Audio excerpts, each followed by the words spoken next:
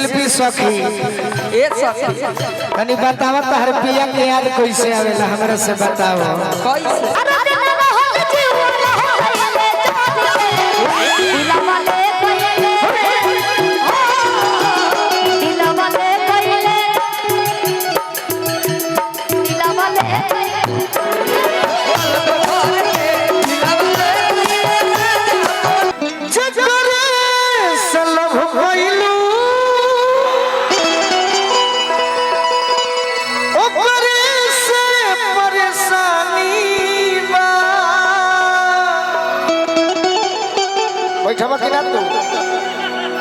ए सनमी करम तहरा लागे खानदानी बा। शिल्पी तोरा विश्वास बात के ना होई, लेकिन हमार खुद माता जी तहार चाची एगो गीत के फैन है और गीत सुना दो अगर केहू हिल जाई का निष्ठा जी ठीक बनी नो कनी आई हमें अरे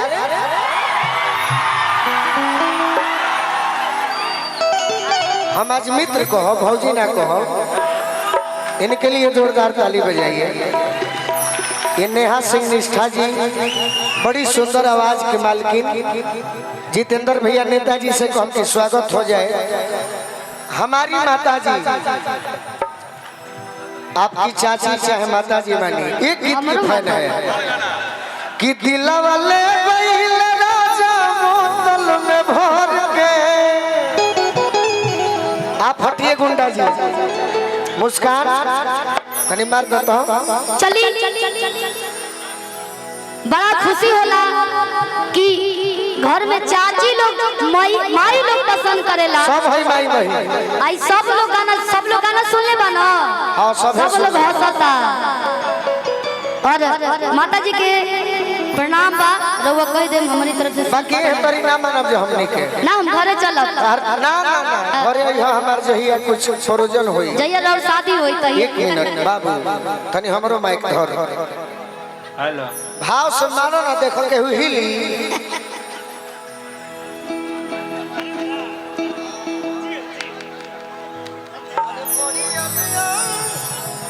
ताई सतनी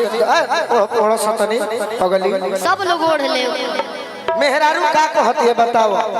अवरतिया के नया नया शादी भइल बा। जल्दी में बताइए देरी हो हल हल हल देरी नहीं होत भाई अब देरी नहीं कनु हो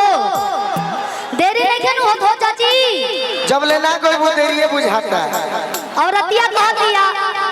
केहू के नया नया शादी होला जेकर हो गइल होई उ जानत होई जेकर मरद शादी करा के आ जल्दी बाहर जाए के प्लान करस उ मेहरारू का करी बताइलो कि बड़ी याद आवे एहन कही जल्दी बोल पगली कि बड़ी याद आवे ए बस भरी होने चल पिया के प्यार काई हट साडू रतिया करतिया अरे पहाड़ दिन भाई कि का हमारा अरे करे जाल दर के ए मनोज भैया कि का कही हमारा सब लोग बैठ जाओ। अच्छा अरे करे जाल दर के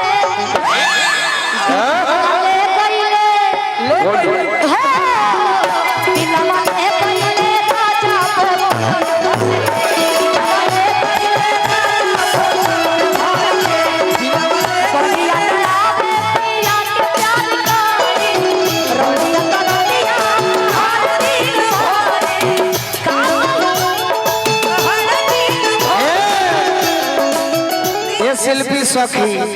ए सखी कनी बतावा तहर पिया के याद कैसे आवेला हमरा से बताओ कैसे सुनी बड़ी याद आवे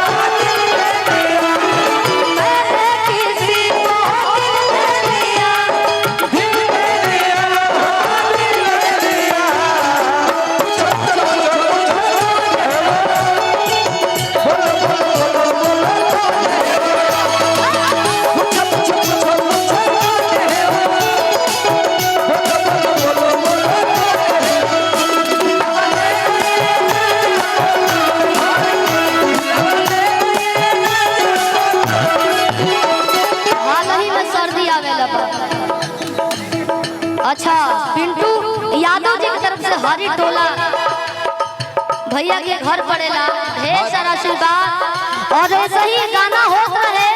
आई जब भाई बीच बीच में आशीर्वाद आला तो और ही जमत रहेला। कहे का सरती में गवना भैया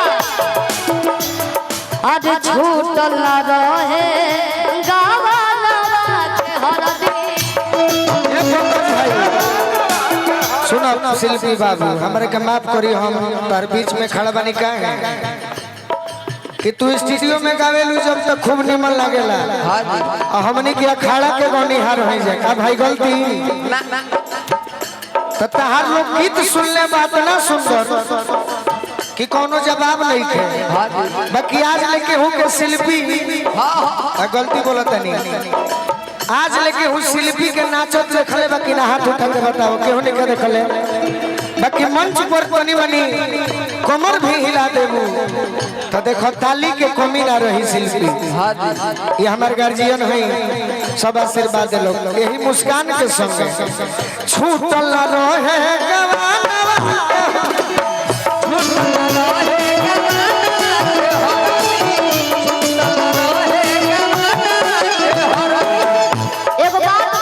कि जेकरा गावे आवेला ओकरा नाचे ना आवेला जेकरा नाचे आवेला ओकरा गावे ना आवेला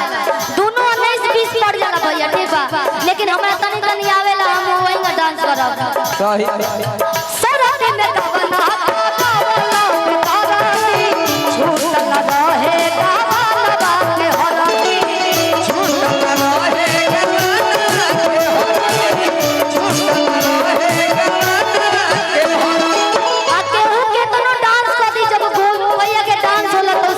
हम तो आपके गाना में रही रहुआ आज हम बहुत बताते बने कि चारों दिन ना रहो जीवा आज रह गई ले जान के ले चारों दिन ना रहो जीवा रह गई ले जान के दिलवा ले गईले दिलवा ले गईले दिलवा ले